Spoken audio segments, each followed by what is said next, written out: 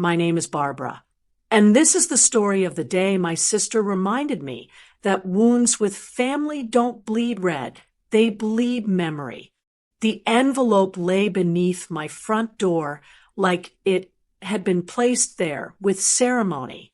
Ivory cardstock, gold foil, weighty as if money itself sealed it. I knew that aesthetic before I even bent down. Camille always believed elegance was proof of success, but something in me softened anyway. Time has a funny way of rewriting the past when you want peace more than you want pride. We hadn't been close for years. Not enemies, just two women who once laughed in the same kitchen, now living in different worlds. Divorce carved silence between us. Success finished the job. When my marriage crumbled years ago, Camille didn't offer arms. She offered commentary. Some women lose good men because they don't know how to keep a home. She'd said, voice sweet as syrup and twice as sticky. I forgave her in silence because sometimes dignity is the only thing a wounded woman has left to hold. Still, seeing her handwriting on that envelope stirred something gentle. Maybe this was her olive branch. Maybe maturity had done what time alone couldn't. Maybe forgiveness had finally found both of us. Inside was an invitation to her son Cameron's wedding. A boy I once held like he was a promise. My heart lifted before my mind could warn me not to hope. I pressed my palm to my chest and allowed myself, just for a breath, to believe this was healing arriving quietly. Then my phone lit up. Camille, make sure you look polished. It's a high-class event. The words settled like dust on glass, soft but impossible to ignore. I stared at the message, feeling the familiar sting beneath the compliment. Polished, as if I might arrive unprepared. As if life hadn't already refined me in fire hotter than any ballroom chandelier could shine. I typed back, thank you. I'll be there. Congratulations again, and set the phone down before pride could speak louder than grace.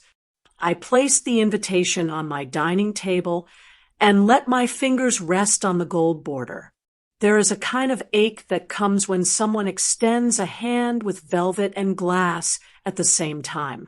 You feel gratitude and caution braided together in your throat. My closet waited quietly. I walked toward it like a woman preparing for battle in silk instead of armor. I pulled dresses one by one, fabrics whispering against my fingertips, not for vanity, but for self-respect. I didn't need to look wealthy. I needed to look like a woman who remembered who she was before life tried to convince her otherwise. In the mirror, I held a deep emerald dress against my skin. Elegant, simple, a color strong enough to stand in silence and still command a room. I nodded to myself, not approval, just acknowledgement. There's a difference. And then it buzzed again. Camille, it's going to be very elegant. I don't want anyone feeling out of place. There it was, wrapped in silk, but sharp as glass. A subtle reminder of where she stood and where she assumed I did not. I didn't reply. Some messages don't deserve answers. They deserve memory. I looked at the invitation again. Gold edges. Beautiful in that way that can turn cruel if you stare long enough. My lips curved, not in joy, but in resolve. I once read that peace sometimes looks like walking into a room, knowing you can leave at any time without losing yourself. I wanted that peace. I prayed for it softly under my breath.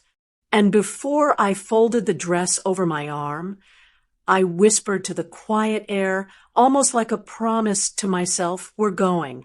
And whatever meets us there, we will face it with a spine and a smile. If you're listening to me right now, take a brief second to comment where you are watching from. Sometimes knowing someone is sitting with your story makes the truth feel lighter to lift. I placed the dress on the bed. The room felt still, heavy, expectant. Healing had knocked, but something else walked in with it.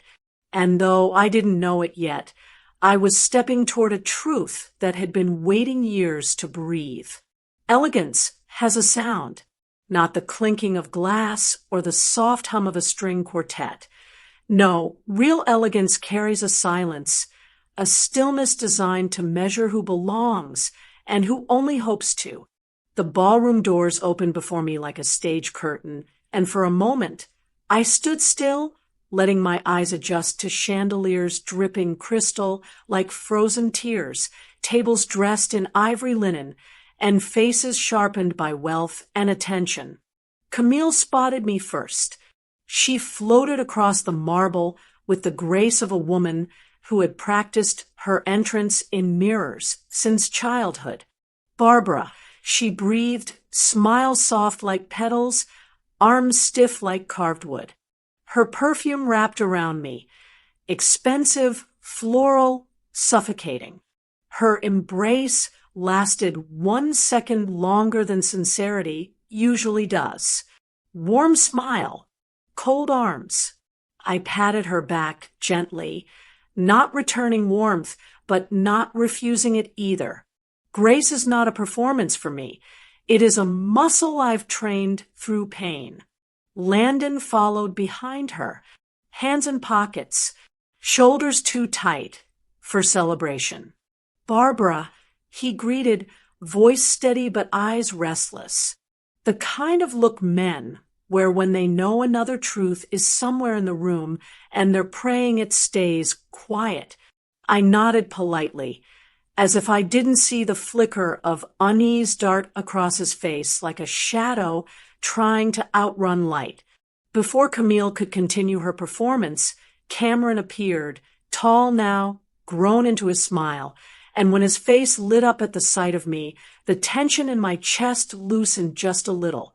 "Aunt Barbara," he said, pulling me into a hug real enough to steady breath. He still smelled like warmth and kindness, the same little boy who once sat in my lap after skinning his knee, trusting my voice to quiet his tears. I held him tighter than I intended, then released before memory could soften me too much. Camille's friends circled like jeweled birds, eyes dazzling, voices sugar-coated poison. "That's her." One whispered behind a manicured hand, gaze sliding over me like assessing fabric quality. Another leaned in close to Camille, lips barely moving. "She looks swell." The tone said everything else. I pretended not to hear. Sometimes silence is armor. Sometimes it is indictment. Camille straightened the cuff of Landon's sleeve, voice low, teeth barely parting. "Not today," she hissed, sharp as a pin hidden inside chiffon. We agreed. "Nothing ruins today." Landon swallowed, atoms apple bobbing with a tension that seeped straight into the air between us. My heartbeat paused for one suspended second. Not today. Nothing ruins today. Agreements behind closed doors always come with ghosts. A server brushed past carrying champagne, and I took one, not to drink, but to keep my hands from closing around the ache forming in my palms. My eyes followed the room. Women in silk gossiping like their mouths survived on secrets, men discussing investments louder than necessary, laughter too polished to be organic. This was a world Camille had fought to belong to, built herself inside, protecting it like a crown no one could pry from her head. But crowns can be heavy, and sometimes the weight makes people cruel. Cameron excused himself to greet guests. Landon drifted toward business acquaintances, face composed, but breathing sharp. Camille stayed close to me just long enough to prove she was gracious before slipping away toward a group of women who immediately leaned in like bees to nectar, hungry for details about whichever life they felt safe judging. I stood still, feeling the chill beneath the beauty. I had stepped into a garden where every flower wore perfume and every thorn was invisible until it pierced. And then it came, soft as a feather, sharp as a thorn. That's the sister who couldn't keep a husband. The words brushed against my ear from somewhere behind me, delivered like gossip, but aimed like a dart. I did not turn. I did not flinch. I simply let my spine straighten, my chin lift by a fraction only those who know dignity could notice. My dress did not move, but the room felt suddenly colder. If Camille wanted me here to play a role, she had forgotten one thing. I don't audition for parts in lives I helped build. I walked in with a name, a history, and a memory longer than her guest list. And today, for reasons she did not yet understand, Memory had decided to show up dressed in emerald silk. Glitter has a way of lying. It sits on the surface, sparkling with confidence, while hiding every crack beneath it. The ballroom shimmered under soft gold lighting, floral arches cascading like wealth made into petals. Every detail screamed curated elegance, a celebration carved out of reputation, not intimacy. Camille moved through the crowd like a woman whose life depended on applause. Every step was timed, every smile measured, every laugh adjusted to the volume of admiration around her. I watched her float, champagne flute in hand, voice lifted as though she breathed rarefied air, and the rest of us were lucky to inhale behind her. She wore a gown that draped like water over wealth, diamond earrings catching the light each time she turned to acknowledge compliments. Her hand rested lightly on Landon's chest whenever someone passed, not affection, but display, possession disguised as devotion. I sat at my table, legs crossed, posture soft, but deliberate, proud, composed, unbothered. I did not need to perform. Real confidence never does. I had lived enough life to understand that peace isn't found in glitter. It's found in surviving storms without losing your softness.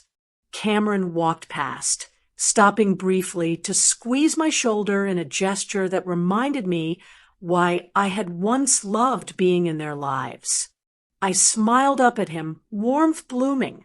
He had always seen me, not my titles, not my losses, just me. And in his face, for a flicker of a moment, I saw the little boy who used to cling to my skirts and call me Auntie B. That memory passed like a soft breeze, touching but not lingering. Time changes children. Pride changes adults. Camille approached our table, not alone.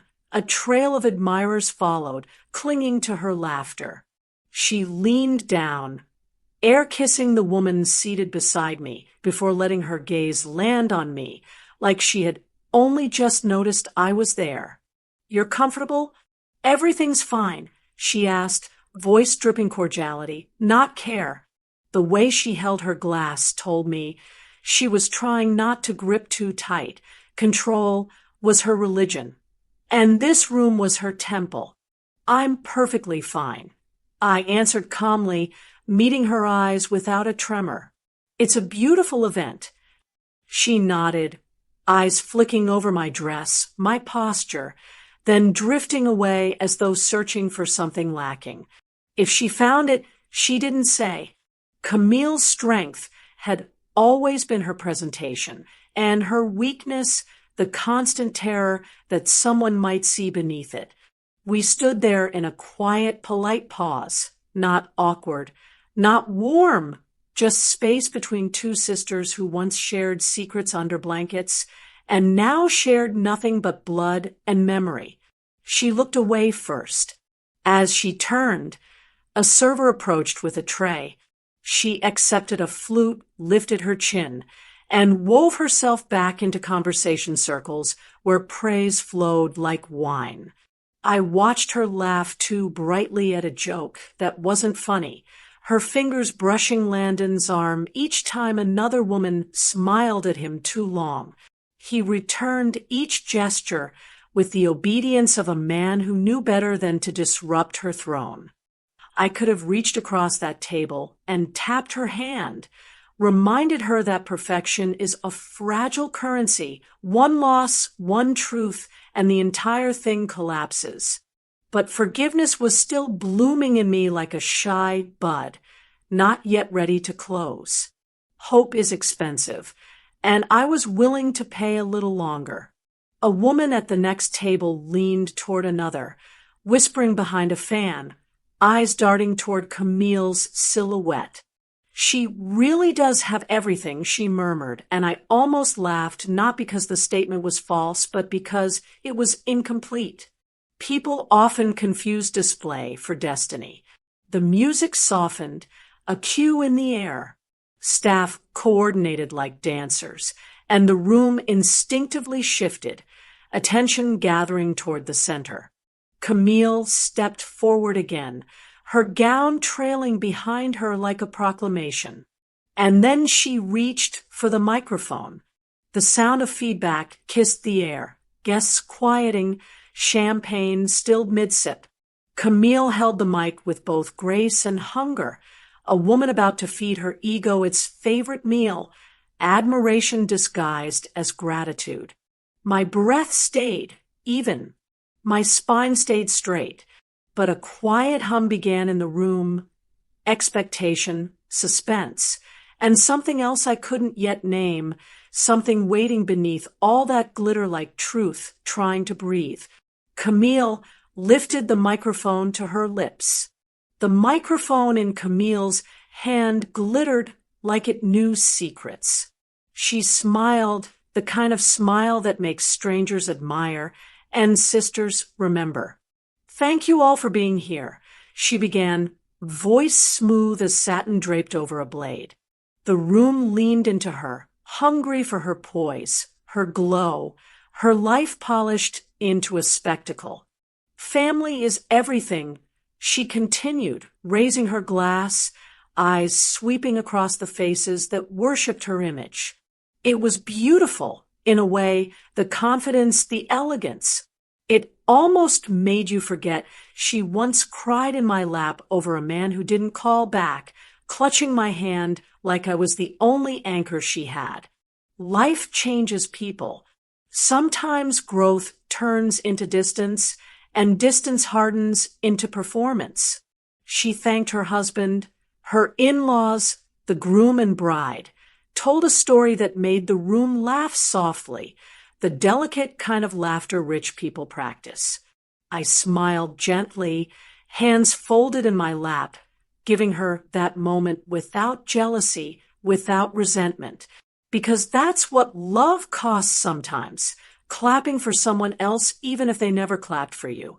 Then her eyes found mine, still smiling, still serene, and I felt it before she spoke, that shift, that tiny cruel spark behind her irises, the one she used to flick at me when we were children and she wanted attention without asking. And finally, she said sweetly, laying a hand theatrically on her heart, "I want to thank my dear elder sister, Barbara." Heads turned my way. I lifted my chin slightly, polite and prepared for a moment of grace, or at least neutrality. Camille's smile sharpened. "My childless poor elder sister," she cooed, voice dipped in honey and venom. "But hey, life is still kind." The sound that moved through the crowd was not laughter at first. It was shock holding its breath. Then, slowly, snickers bubbled like champagne fizz from lips with too much lipstick and too little empathy. A few outright chuckles. Someone muttered, "Oh my," another whispered, "Did she just—" My heart didn't drop. No, it clenched like it was trying to fold in on itself and protect whatever softness lived there. I did not blink. I did not gasp. I did not clutch my chest like some tragic heroine. Pain, when it has lived long enough inside you, learns not to scream. It suffocates quietly instead.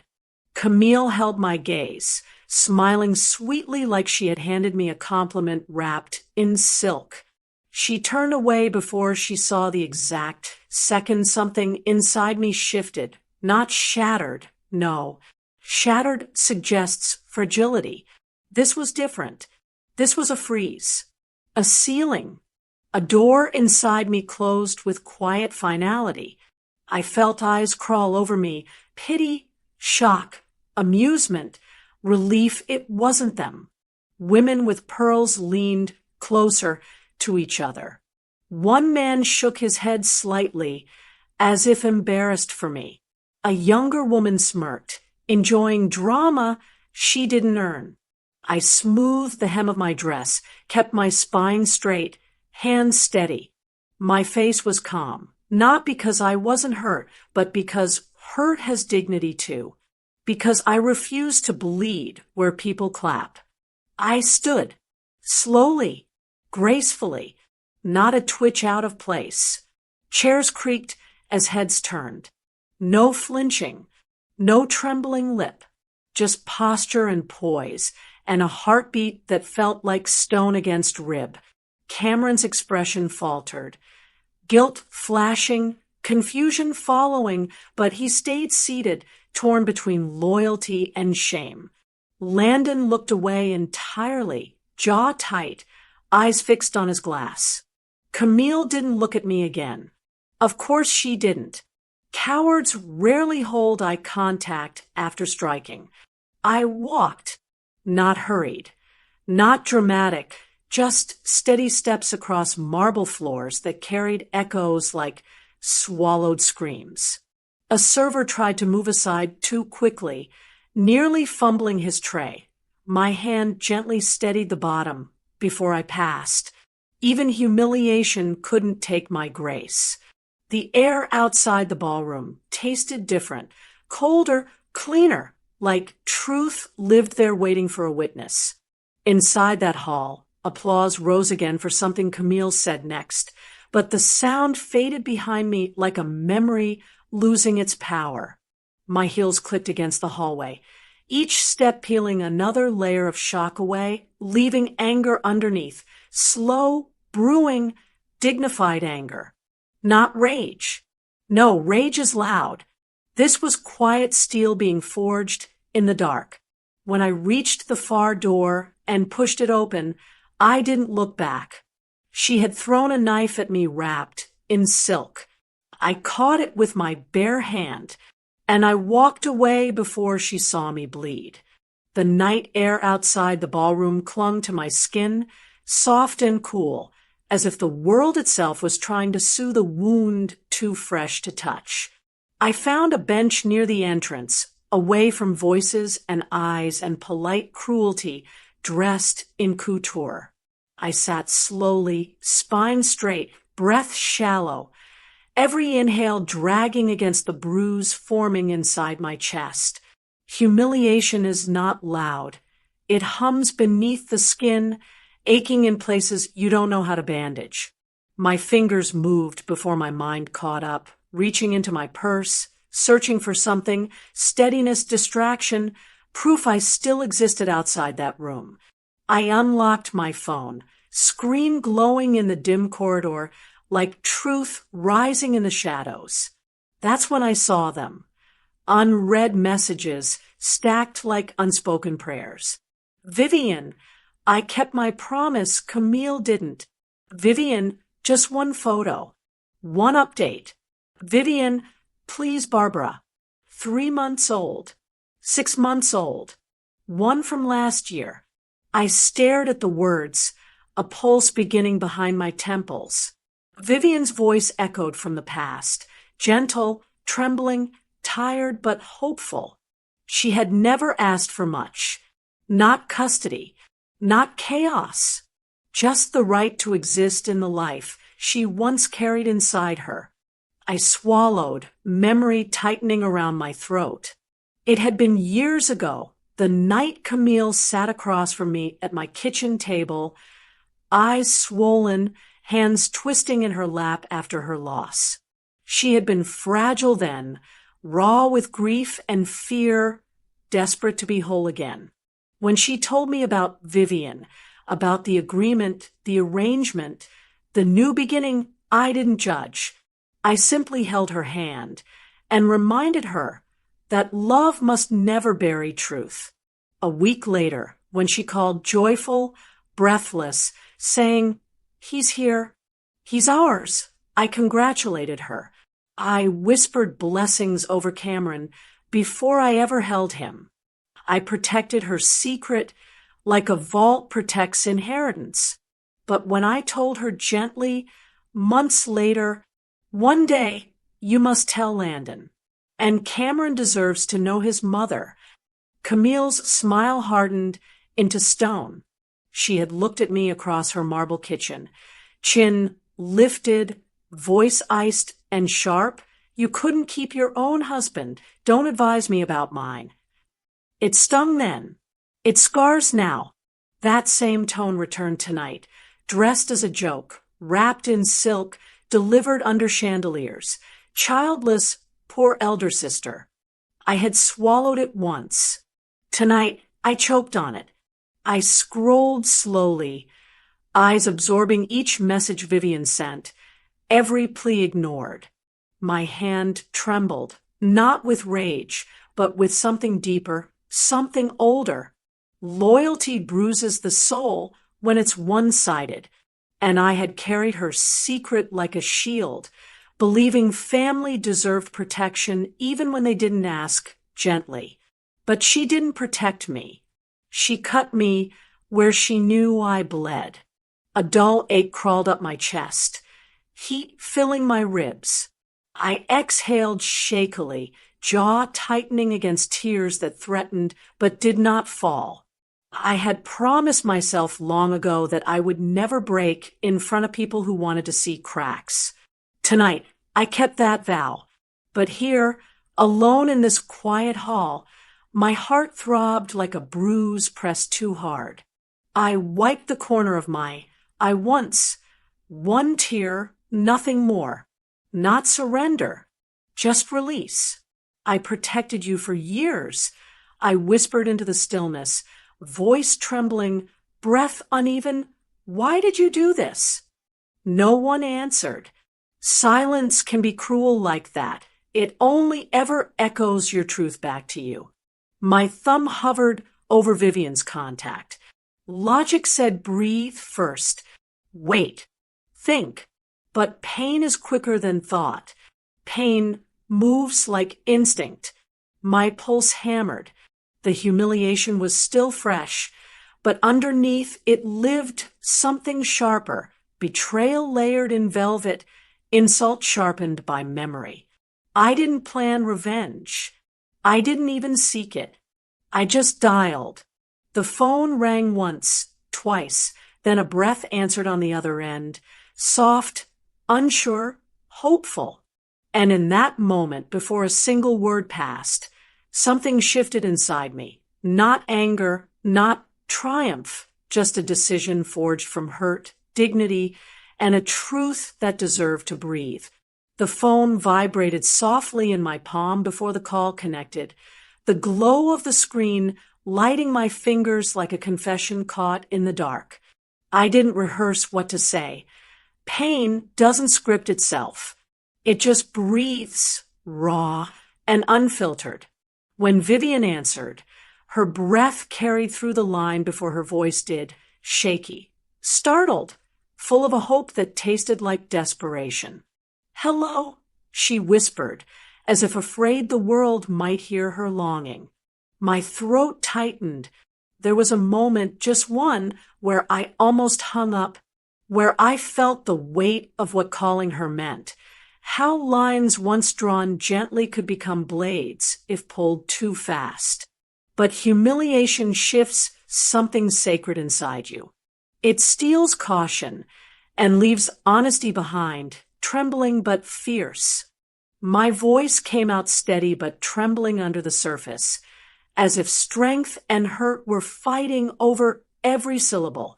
If she can shame my empty arms, I said slowly, each word placed with care and pain, then she should answer for her borrowed child. Come. Silence. Thick, breath-stained silence. I could hear her exhale, shaky, fragile, and then, like water breaking through a dam, emotion poured out in a single breath. I've waited years for this chance, she said, voice cracking in places grief had lived too long. I didn't want to ruin anything. I just wanted to see him grow. Her words cut me sharper than Camille's did. There was no venom here, only ache, a mother's wound that never healed because it never had the chance to. Pain recognizes pain, and hers settled heavy in my chest, making my anger tremble under the weight of empathy. I pressed a hand against my sternum, breath unsteady. I'm not thinking strategy. I murmured, voice low so the hallway wouldn't carry it. My breath shook. I just won't let her throw stones from glass floors and expect the world to admire her shine. Not today. Vivian didn't speak. I could hear her breathing, gathering herself, collecting all the fragments time and silence had carved out of her. I imagined her, eyes wet, hands shaking, clutching her keys, maybe already moving. My mind flickered, not through anger, but through memory.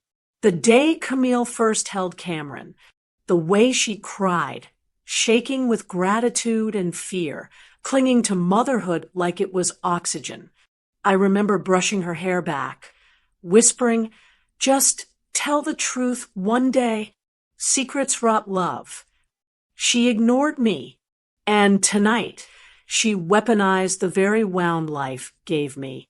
Sometimes dignity isn't restraint.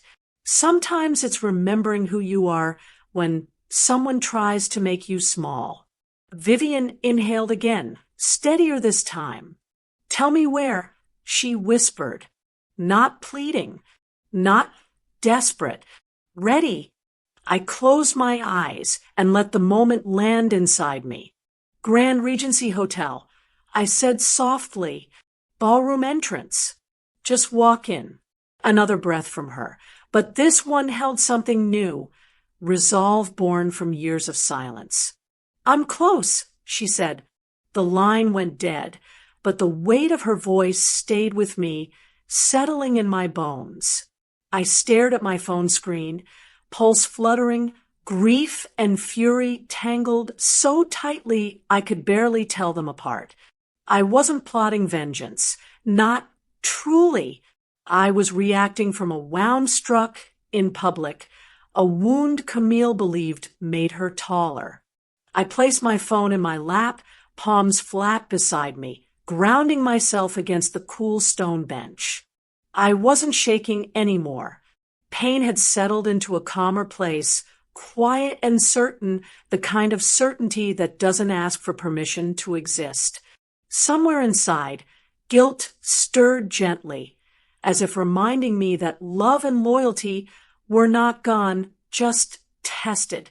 Footsteps echoed from the ballroom door behind me.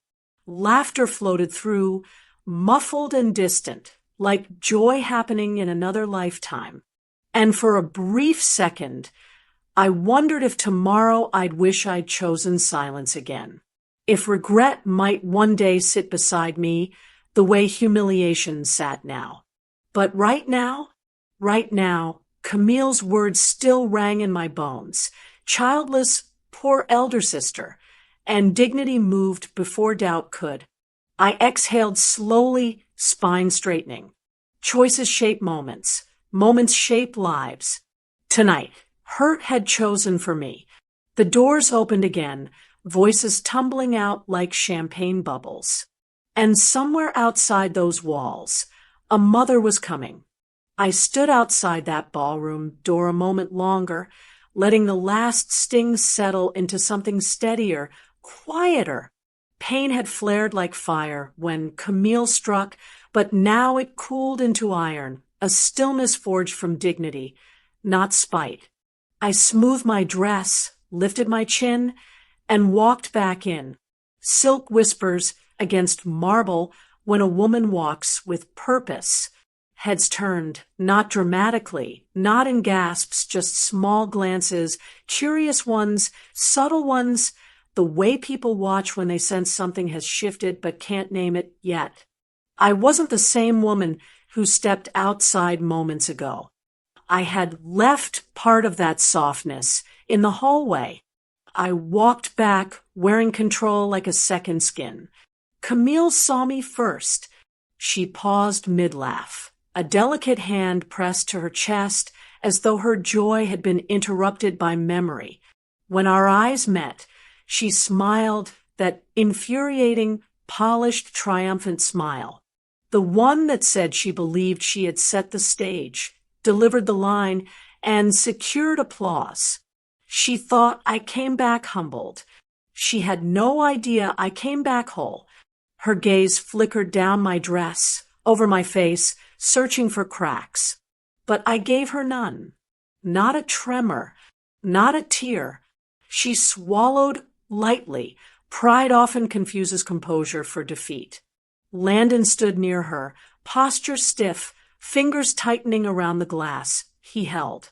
His eyes slid toward me, lingering a split second longer than courtesy demanded.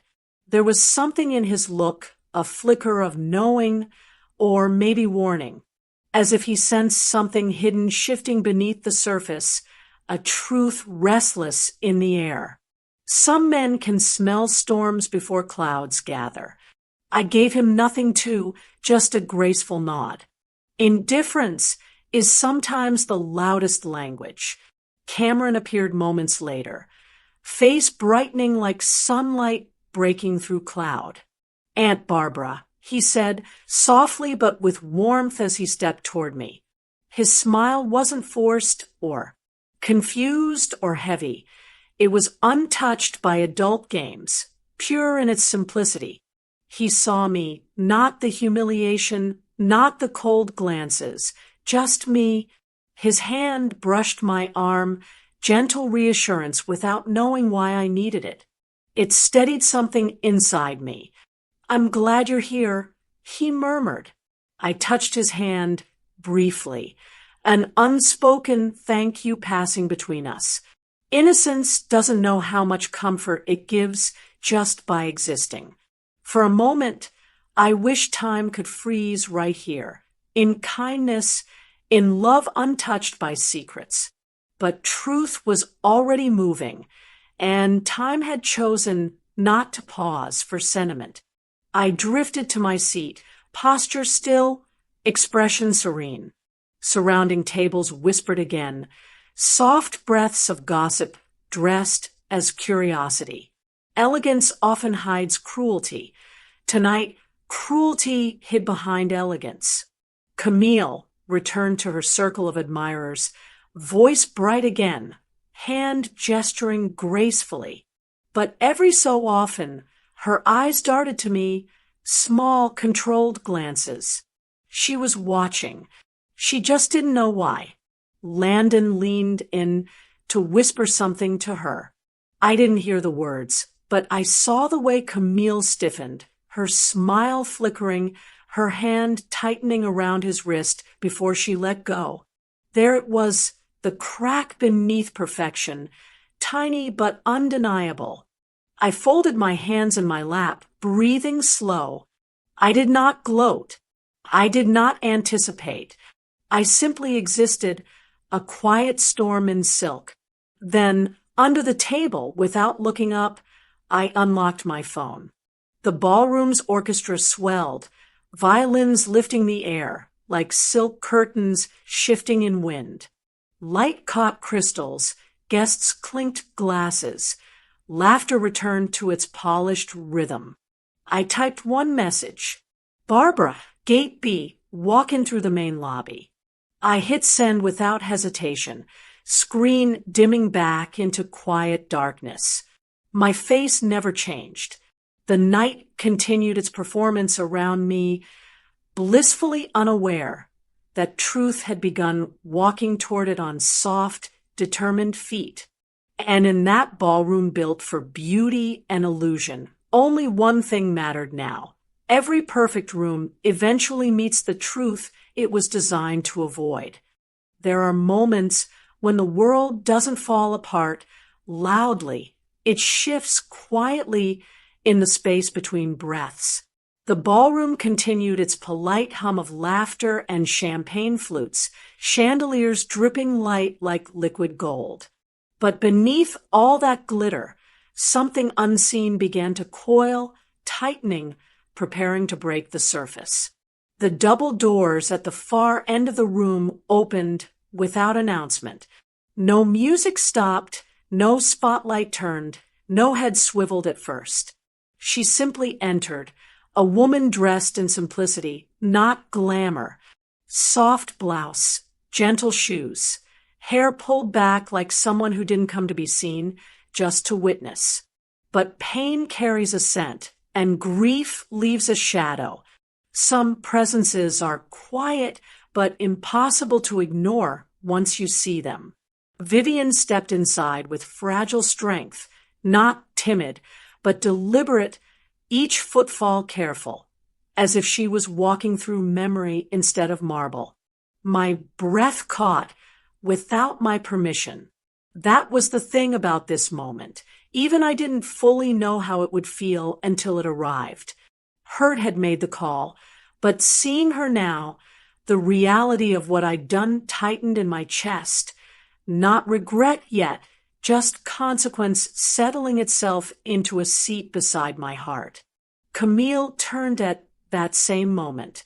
A natural glance, casual, until it wasn't. Her eyes landed on Vivian, and her face drained so fast it looked like someone had blown out the light behind her eyes. Her body froze mid-sentence, lips parted, champagne flute suspended halfway to her mouth. Shock stiffened her spine, not disbelief, recognition. Her fingers faltered, glass trembling just slightly, enough that only someone watching closely would see it. But I saw everything. Sisters always do. Landon noticed Camille's stillness and followed her gaze.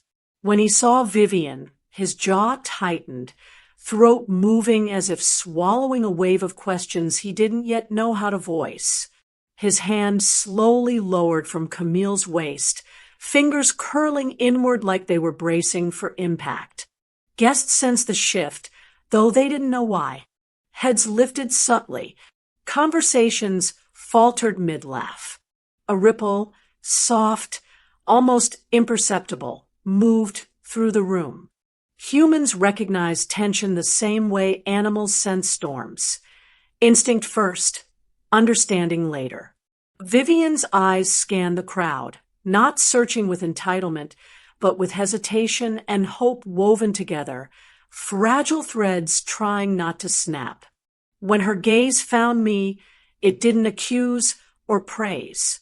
It just acknowledged, pain to pain, truth to truth.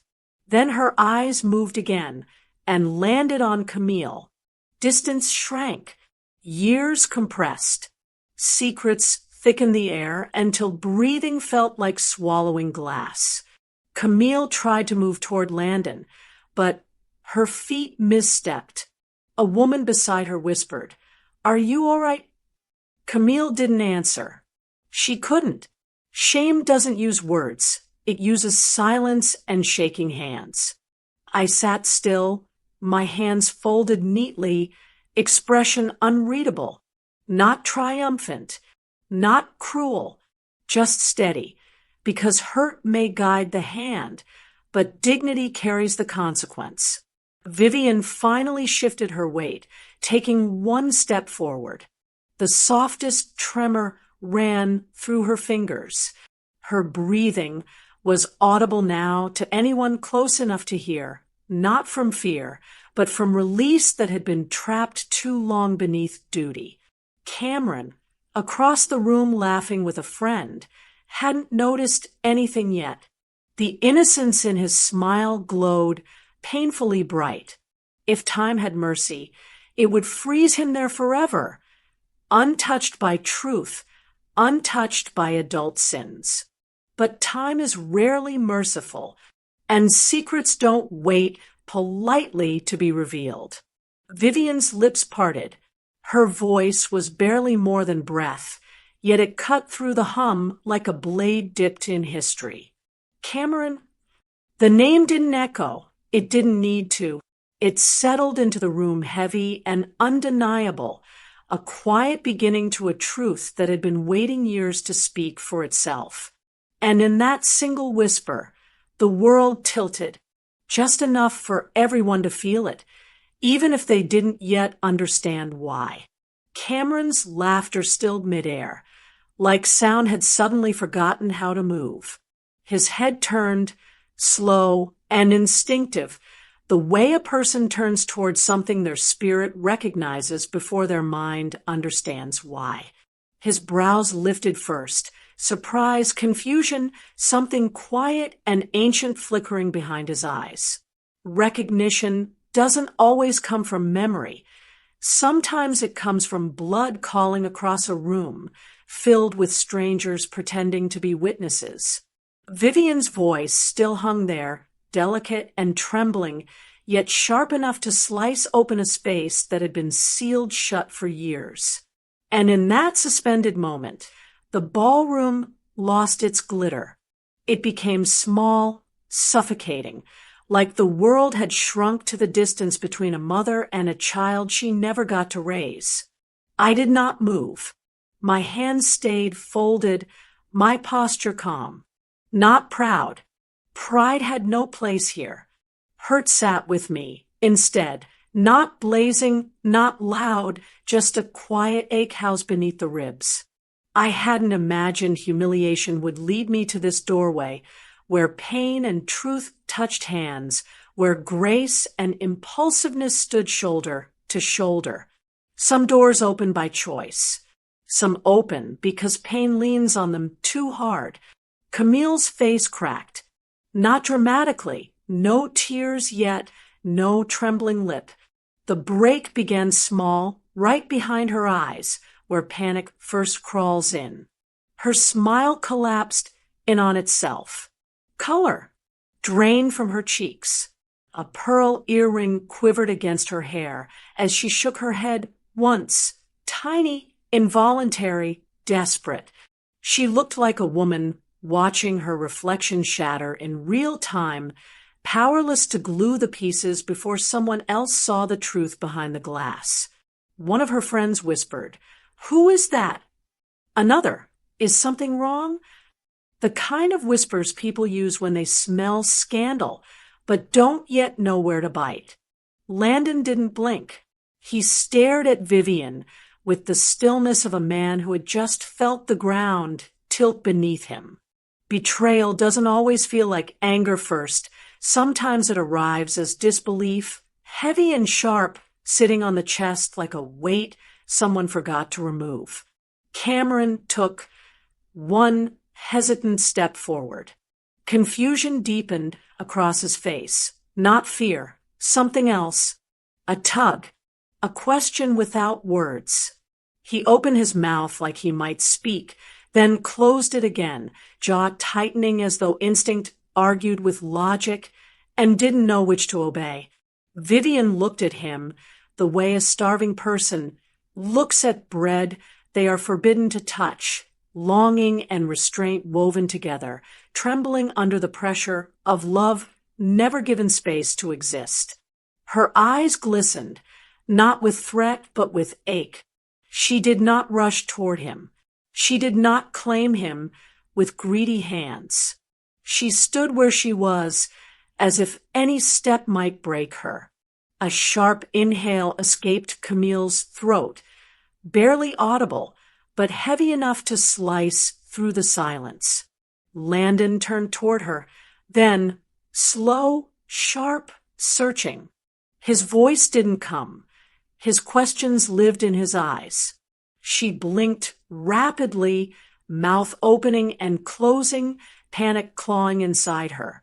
The mask she had worn, polished, perfect, impenetrable, began to slip, seams showing. The orchestra continued playing, violins strangely soft against the gathering storm. Beauty often keeps going when lives fall apart in front of it. That's the cruelty of events like these. Celebration doesn't stop for quiet devastation. I felt the room watching me too, as though they expected me to react, to smirk, to gloat, to lift my chin in revenge. But my body stayed still, my pulse quiet, my grief sitting beside my spine like a companion that knew this moment wasn't victory. It was consequence. Truth doesn't ask permission to surface when pain calls it. Camille finally found breath, eyes darting between Vivian and Cameron, her voice trapped behind fear. She took one step backward, barely noticeable unless you knew the language of guilt. And I did. I knew it well. Vivian's voice rose again, soft but steady, trembling under years of swallowed truth. I only ever asked to see him once, she whispered. You promised. Vivian didn't raise her voice. She didn't march or accuse or perform for the crowd, like vengeance needed an audience. She simply stood there, a woman holding years inside her bones. And when she began to speak, it was quiet enough that the room had to lean in. Quiet truth is dangerous like that. It doesn't fight for attention, it commands it. I was 23. She began, voice soft enough to belong in a confession booth, not a ballroom. I was alone, scared. I loved him, but I couldn't give him what he deserved. Her eyes never left Cameron, and he never looked away. Something in his face softened with each word, as if each syllable pulled threads from a memory he didn't know he had. Camille flinched. One sharp, tiny movement, like a woman stepping barefoot on glass. Vivian continued, hands clasped at her waist to keep them from shaking. She promised me openness, pictures, updates, a chance to watch from afar until he was old enough to choose if he wanted to know me. Her lips trembled at the edges, not from weakness, but from restraint, the kind only mothers know, the kind built from love that was never allowed to breathe. Camille shook her head slightly, stunned denial flickering across her features, but the words wouldn't come. She looked smaller than she had minutes ago, not physically, but in stature, in certainty, in control. Wealth and diamonds don't shield a person when truth arrives wearing the clothes of compassion. Vivian swallowed thickly. She said she understood my pain. She said she would honor my sacrifice. And for a while she did. She inhaled, chest rising slowly. Then she stopped, changed her number, blocked my letters, moved homes without a forwarding address. I searched. I prayed. I begged God just to keep him safe. Her voice wavered, soft but piercing. I didn't ask to have him back. I only asked not to be erased. Every word sank like a stone dropped into still water, rippling outward, cracking the surface the way truth always does when it's been held too long. People stared, eyes wide, breaths caught between shock and curiosity. The wealthy women with pearls and champagne paused mid-lift, their practiced poise faltering as empathy crept into the cracks privilege never protects. Cameron's throat moved as he swallowed, jaw tightening with every piece of truth he didn't ask for, but suddenly felt responsible for. His hands twitched at his sides, not reaching, not retreating, just suspended between two destinies. Childhood memory and new identity staring at one another, trying to understand where one ended and the other began. My heart ached, heavy and unsteady. Not triumph, never triumph. Pain sat with me instead, sharp as guilt, gentle as grief. I had opened the door, yes, but watching the truth walk through felt like watching a vase fall. Not because you pushed it, but because someone else set it on a ledge long ago and pretended gravity didn't exist. Camille finally found her voice, barely a whisper. I did what I had to. I couldn't lose him. Desperation seeped into her tone, fingers curling into trembling fists. You don't understand. Vivian shook her head, not angry, just resigned. I understood perfectly. I understood your fear. But fear doesn't excuse cruelty. Cameron blinked, a tear barely threatening but refusing to fall, pride trying to hold the dam.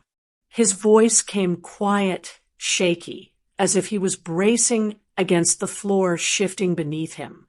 Mom. The words sounded different, not abandoned, not betrayed, but searching for truth, for loyalty, for something steady to hold while the world rearranged itself around him. Camille stepped toward him, only half a pace, as though the space had teeth. Cameron, I love you. But Landon's voice cut through, low, steady, and devastating. He looked at Camille with a stillness that felt like the beginning of an ending. You told me she disappeared. The room held its breath. And for the first time tonight, Camille looked like a woman who suddenly understood that truth doesn't destroy families. Secrecy does. Silence has different weights. Some hang light, like pause before applause. Others press heavy, like grief before it finds its voice. The silence now was the second kind.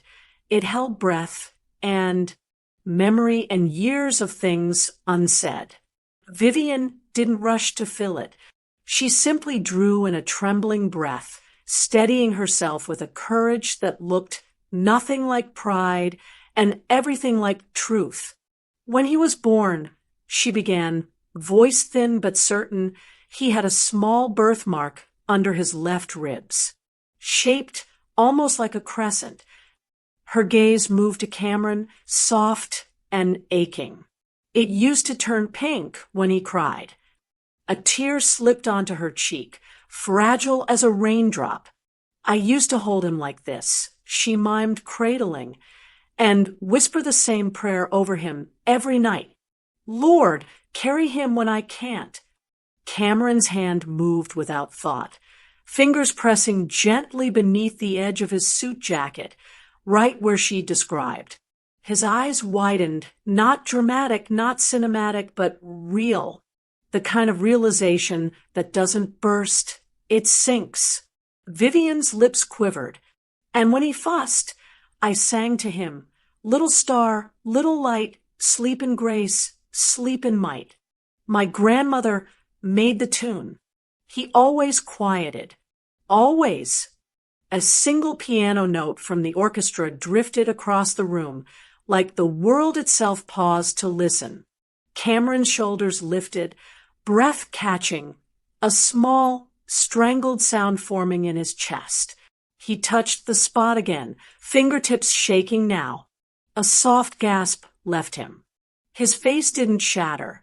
It folded inward, one emotion collapsing into another. Confusion, shock, betrayal, longing. That last one hurt the most to witness. It wasn't a child yearning.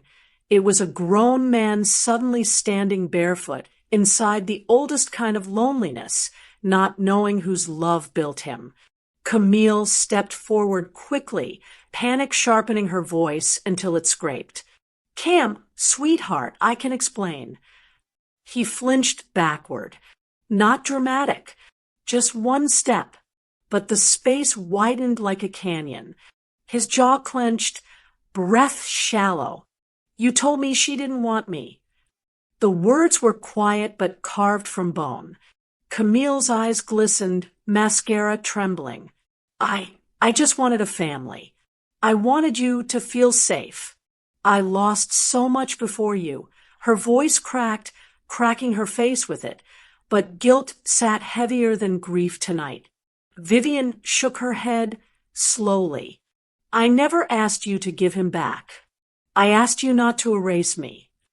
Cameron's eyes darted between them. A man seeing two truths and not knowing how to hold either. His hand hovered near his chest again, fingertips brushing that secret piece of proof, as if checking whether it had been there his whole life or was born only now. Camille reached toward him, palm open. Please, you're mine. I raised you.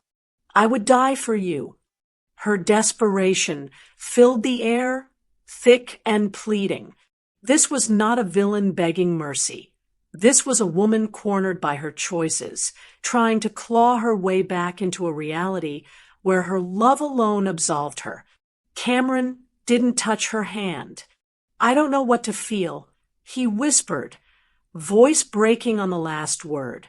I don't know who I am right now. That sentence hung heavier than any accusation. Identity is a foundation. Shake it, and the whole house trembles. Camille sobbed once, sharp, involuntary. I thought if I held on tight enough, the past would let me go. My throat tightened. This wasn't triumph. It wasn't victory. It was heartbreak dressed as truth. There are hurts that leave scars. Then there are truths that leave echoes. This was both. I didn't move, didn't gloat. Pain doesn't always need to roar. Sometimes it watches, quiet and steady, accepting the weight of what it unleashed. My heart ached for him, for all of them. This moment was not born of malice. It was birthed by survival, by desperation, by wounds life hands to women and expects them to carry silently. But secrets always ask to be paid for. And the bill had arrived. Cameron's breath shook as he stepped away, eyes lost. He didn't run. Running suggests decision. This was the opposite. It was a man afloat, searching for ground. And then, as Camille reached again, pleading with the air, Landon turned away, slow, deliberate, his face carved in quiet betrayal. He didn't speak. He didn't need to. Some exits begin before feet ever move. Whispers travel differently when truth enters a room. They don't flutter playfully. They slither. They coil. They cling to corners and slip beneath crystal chandeliers, finding ears that pretend not to listen but lean in all the same. The orchestra faltered first, strings quivering into silence like even the instruments realized joy no longer lived here. Then chairs scooted, shoes shifted, murmurs rose, soft gasps, hushed curiosity, the rustling sound of dignity trying to leave before shame could stain its hem. A bridesmaid wiped mascara streaks from the bride's face, whispering empty comfort as tears dropped onto satin. The poor girl had dreamed of a fairy tale entrance into her new family. Instead, she received a front row seat to its unmasking.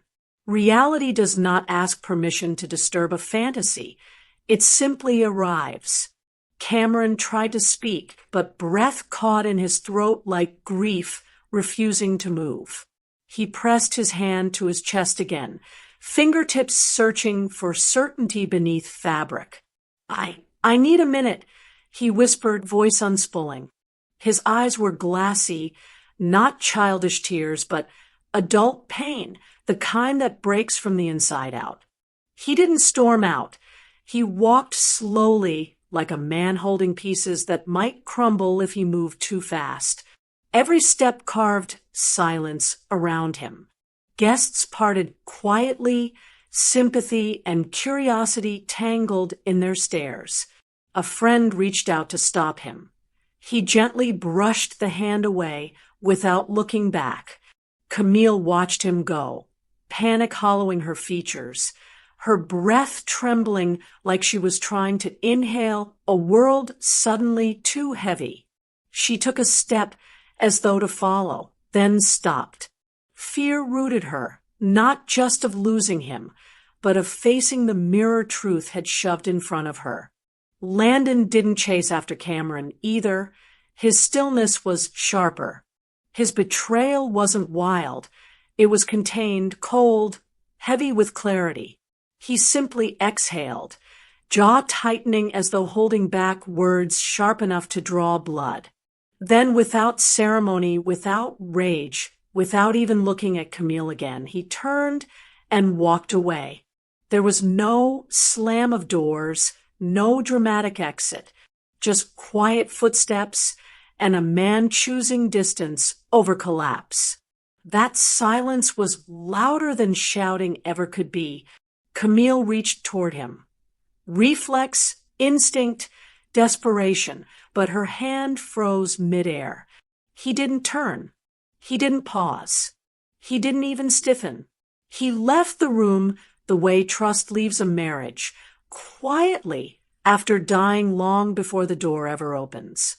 A nearby guest whispered, "My God."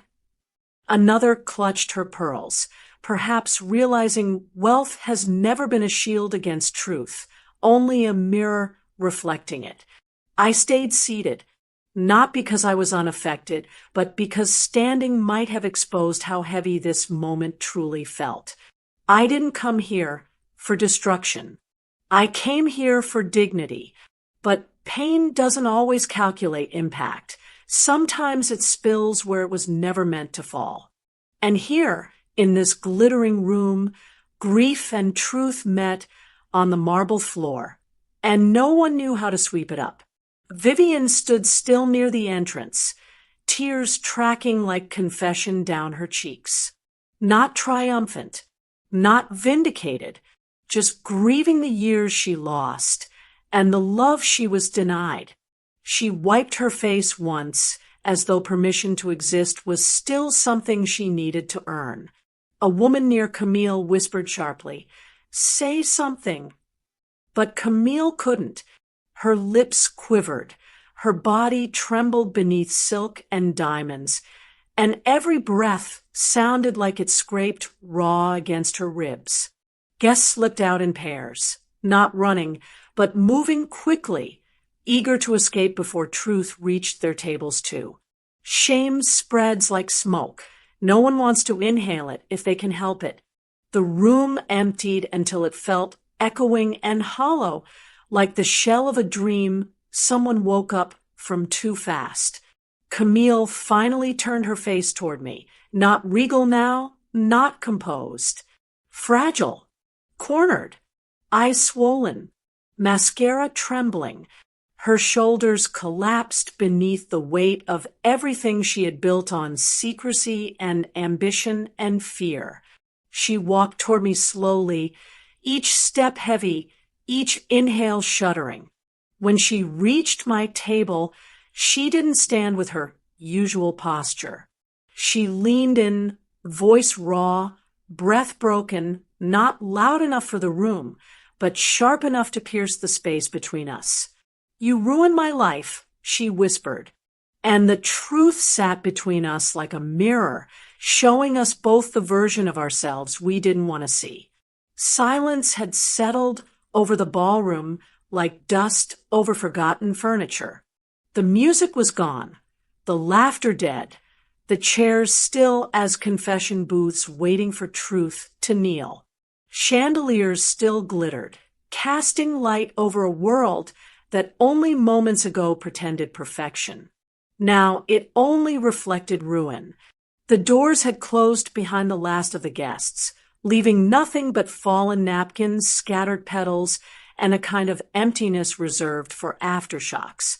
I stood alone near the corner table, hands resting lightly on the back of a chair, breathing slow, forcing my pulse to obey me. You do not fall apart where someone tried to bury you. You remain upright.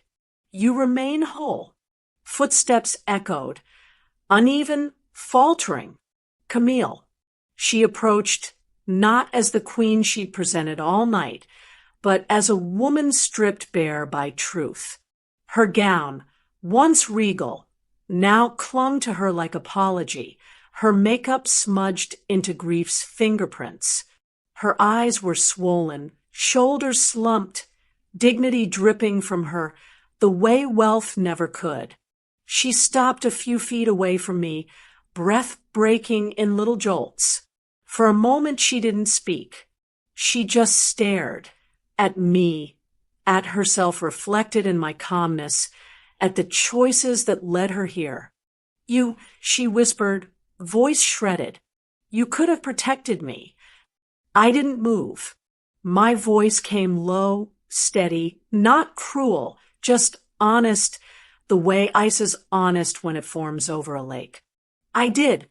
For years." Her lips trembled, but she kept looking, searching me for softness, for forgiveness she hadn't earned yet, for the sister who once held her hand through heartbreak and whispered comfort into her hair. "You think I didn't love him?" she choked out. "You think I didn't deserve to be a mother?" Pain flickered in her eyes, raw and honest, and I did not hate her for that. Pain and cruelty often walk too close. I shook my head softly. "I warned you," I murmured. "I told you secrets rot love. I begged you to tell him, to tell Cameron, to live with truth instead of fear." Her jaw clenched. "You don't understand what it's like to want a child so much your body aches for years." My throat tightened, a sting beneath the ribs. "No," I said, and the word was a wound and a truth. "But you know what it is like to hurt in silence. We shared that once." Her face crumpled. Not from vanity lost, but from the part of grief that knows it deserved better from itself. "I just wanted a family," she cried, voice cracking like porcelain dropped on a marble. "I built everything to survive. You know what I came from. You know how scared I was to be nobody." "You were never nobody," I answered softly. "You became cruel trying to convince the world you were enough." She inhaled sharply, a sob strangling itself halfway out. Her knees buckled slightly, and she grabbed the back of a chair for balance. She looked at me with despair and accusation tangled in her eyes. "You mocked my empty womb," I said quietly, forgetting your arms were filled by another woman's tears. Her hand flew to her mouth as though trying to push back the sound rising in her chest, a raw, strangled cry that escaped anyway. "I didn't know how to let go," she whispered, voice shaking like something frail caught in wind. "I thought if I kept him close enough, loved him hard enough, I could outrun the truth." I stepped forward, not to comfort, but to stand near enough that she knew she wasn't speaking into a void. "You didn't have to outrun it," I said. "You only had to honor it." Her breath hitched. She stared at the floor as if gravity was finally too heavy, memories clinging to her ankles like chains. Then she sank, not gracefully, not dramatically, just collapsed the way a woman does when pride has finally released its grip and reality has nowhere left to hide. Her voice was a broken whisper, spilling across the marble like spilled wine. "I have nothing left."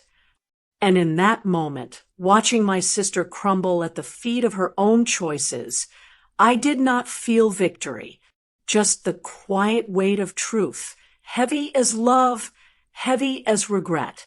Morning light doesn't feel gentle when truth has torn through the night before. It feels intrusive, sharp, exposing the pieces life scattered, while everyone slept hoping pain would fade in the dark. But some wounds do not sleep. They rise with you.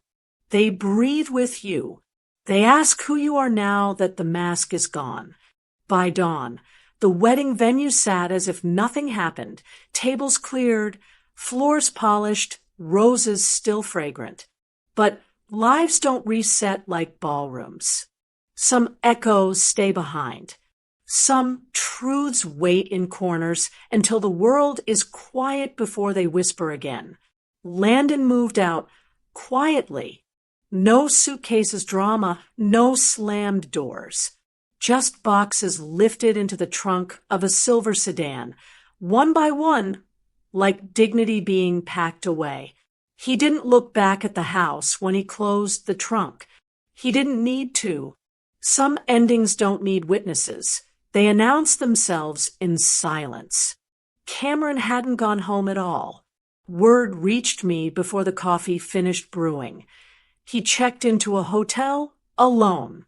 No friends, no family, just space and darkness, and a young man staring at a life he suddenly didn't recognize. Identity doesn't shatter, it unravels. Thread by thread. The boy who once clung to my skirt now sat in a room staring at a future with two mothers and a heart trying to serve both without breaking either. Vivian found him first. She didn't rush. She approached like truth should, gently, respectfully, offering presence without pressure. When she sat across from him in that quiet hotel lounge, I imagined her hands folded in her lap, waiting for permission to speak, waiting for his walls to lower without force. I didn't need the full details. I knew her grace. I knew her grief. She would not push. She would not demand. She would love him carefully, the way a mother loves a child she has already learned how to lose. Camille didn't leave her bed. The report came from a mutual acquaintance. Her eyes swollen, her voice gone, the therapist arriving by noon. Therapy, humility, those words do not taste like defeat when earned. They taste like surrender to healing. She cried, they said, not the delicate sobs of embarrassment, the guttural grief of someone meeting themselves without illusion for the first time. The room where she once practiced speeches and perfected smiles now held silence so thick you could hear her breathing through it. And me, I drove across town, not to Camille, to Vivian. She opened the door slowly, and when I saw her, I did not see triumph. I saw exhaustion etched into skin, a softness weathered by years of absence, and one night of truth too heavy to celebrate. She didn't speak. She just stepped aside, letting me enter like she had been expecting me all morning. We sat, not as allies in revenge, not as women comparing pain, just two souls who had both lived through something sharp. I didn't want to win. She whispered eventually. I just didn't want to disappear. I nodded. My throat didn't trust itself with words. I wanted to apologize, but apologies require clarity, and I didn't yet know which part of my heart needed forgiveness and which part felt justified. When I finally spoke, my voice was quiet, not ashamed, not proud, just human. Hurt steered me. I admitted I didn't think of consequences, but I am human.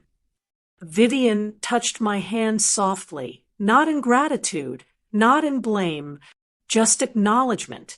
Two women sitting with the weight of choices pain made on their behalf. I left her home, feeling neither lighter nor heavier, just aware. Awareness is its own burden. At home, I showered in silence, letting water hit my skin like memory washing over bone. Pain rarely arrives as punishment. It arrives as reminder that even dignity can cut when wielded in anger. My phone buzzed just as I sat on the edge of my bed, robe wrapped around me like armor that didn't quite fit. A message. Camille. Her words appeared on the screen, small and broken. I lost my marriage. My son hates me. Are you satisfied now? The room stilled, air thickened, choices echoed, and beneath all of it, a truth I wasn't ready to outrun. Sometimes justice and regret arrive holding the same hand. Time does not rush healing. It moves at the speed of breath and honesty, pausing only when the heart needs to learn something twice. The world didn't change overnight after that wedding, but it shifted, like a house settling after an earthquake, every cracked beam and lifted tile finding a new truth to rest upon. Camille did not disappear. Broken people rarely vanish. They rebuild slowly, painfully, without applause. She moved into a smaller home, away from chandeliers and marble floors. Therapy sessions twice a week. A morning walk routine. Her face softer, her voice quieter. Gone was the woman who weaponized perfection.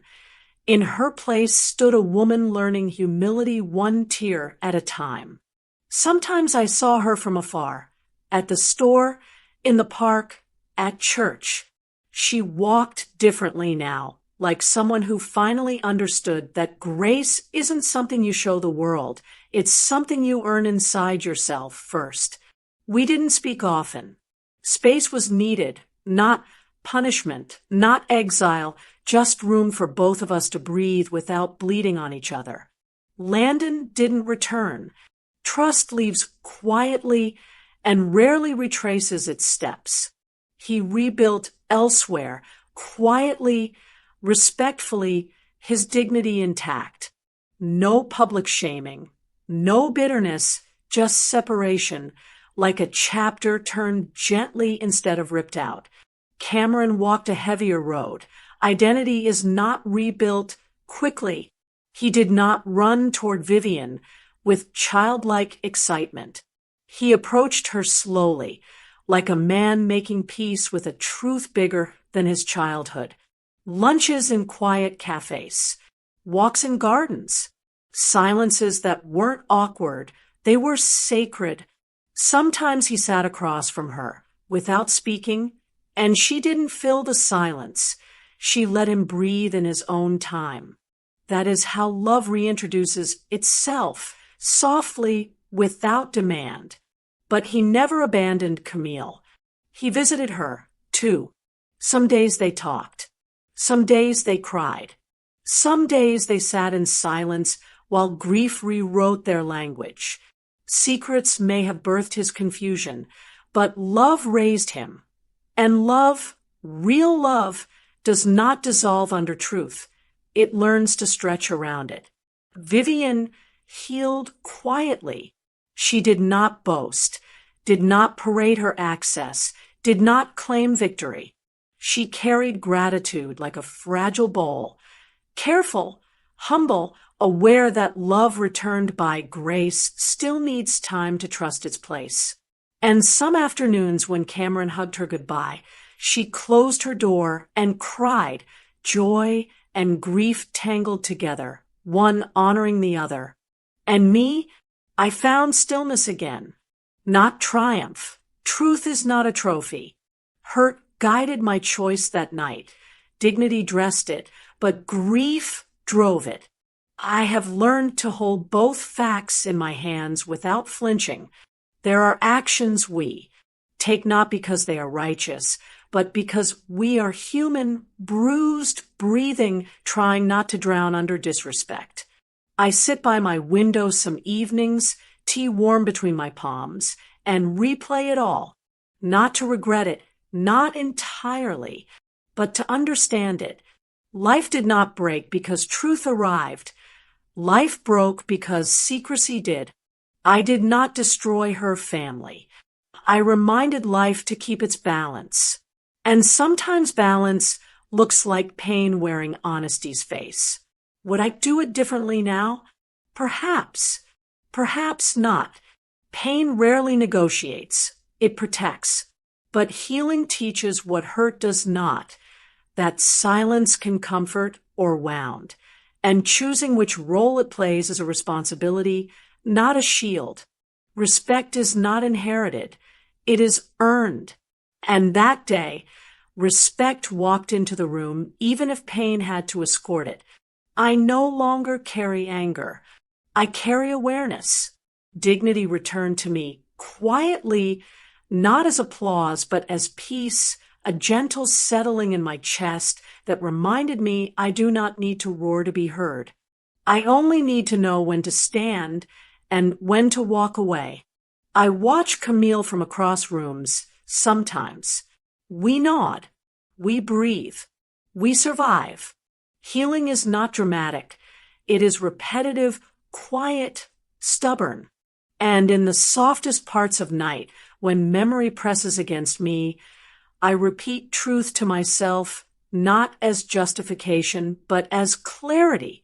I wasn't proud, but sometimes the truth must walk into the room wearing pain, just so respect can breathe again,